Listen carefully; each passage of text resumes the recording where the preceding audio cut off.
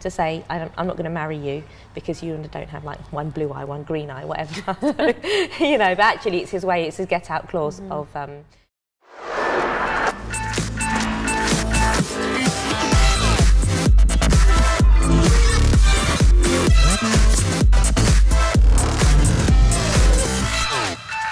Hi Soraya, thank you so much for joining me. I think you're the girlfriend that every single Asian woman would love to have because of your expertise on how they can meet a match. Tell us, to start with, how did you get into this? It was actually through my own experiences. I was somebody who was looking for like 15 years. And I really thought, this is impossible. It's never going to happen for me. I've missed my opportunity. Another coach recommended somebody who was a singles coach for ladies.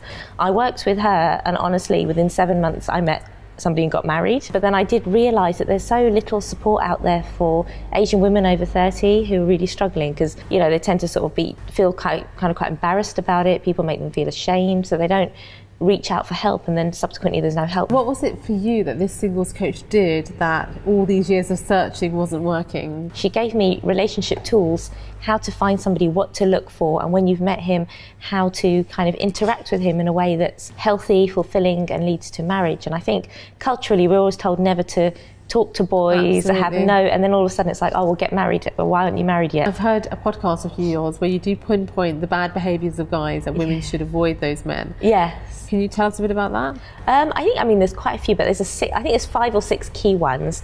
I think the number one guy to look out for is the charmer, the guy who right from day one, before he's even met you, tells you he loves you, he thinks you're the one, he's falling for you. And I know it's very easy to get swept up in the romance because you see, it's all a social media films. You think that's how it should be. And then actually these guys never actually deliver. They never even meet you sometimes. They just give you an illusion of romance and an illusion of marriage because they're not actually ready to get married. But they don't want to be a bad guy, so they say the things they think you want to hear. Then of course when they do disappear, you're thinking, well, what went wrong? One of the other key ones to look out for is the hot and cold man.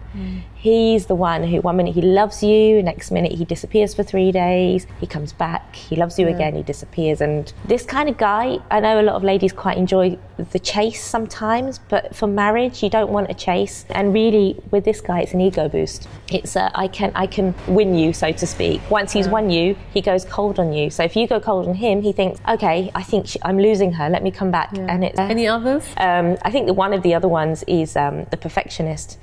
You do get that a lot, she has to be this, a really impossible list. And he makes you feel inadequate if you don't meet anything on that list. What it is he's not ready to get married, and he's not ready to accept his flaws in a marriage either. So he tends to pick out somebody else's flaws. And if you have this ridiculous list, you're never going to find anyone who meets it. So that's your perfect ticket out to say, I'm not going to marry you because you don't have like one blue eye, one green eye, whatever. But actually it's his way, it's his get out clause. And guys like that as well, there's a similar category, I call them the dictator. Everything is on their terms. When we meet, when we don't meet, when, we can only speak on the phone when I'm free, we can only tell our parents when I want to. And again, these guys are just keeping it on their terms because they're not ready to get married. And then the moment a lady suggests, come on, let's get our parents involved, he'll accuse her of being needy, clingy, getting too far ahead of herself. And so initially they're meeting guys who they think are right for them, but after a little bit of time transpires, they realise that they're actually not the right guys for them.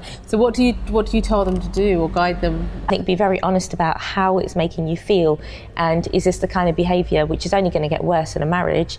Is this really what you want? Is it worth marrying somebody like this for the sake of not being single, or is it better to be single and not be treated this way? And who are the kind of guys that they shouldn't avoid and the ones that they should embrace, perhaps? I look for the guys who are consistent in their behaviour. With the right guy, with a good guy, it shouldn't feel like a game. It will never feel like, oh, I won't text him because I texted him last, he should text me. It will never feel like that. It's very intuitive. He's always happy to hear from you. He won't just disappear. Like if he does get suddenly busy at work, he'll tell you, I'm going to be off the radar, but I am here. You can call me if you want to. And, if he knows he's not interested, he'll tell her straight away. Are there good guys like that? Yeah, I think there are. I mean, there's so many good guys out there. Sometimes guys contact me as well, although I don't work with men. And there's some really sweet ones. They'll say, I met this lady, but she doesn't like me because I'm 5'1". She doesn't like me because I'm not an engineer. She doesn't like me because I don't have my own house or whatever. But at the heart of it, they're lovely, lovely guys. And I think sometimes we forget that marriage is a journey. It's not about now. It's where are you going to be in 50 years' time? You want that nice, consistent, respectful guy. He might be a bit of a geek, he might be a bit of a dork, but if he's lovely and he's kind and he's sweet, you know, that's what you need.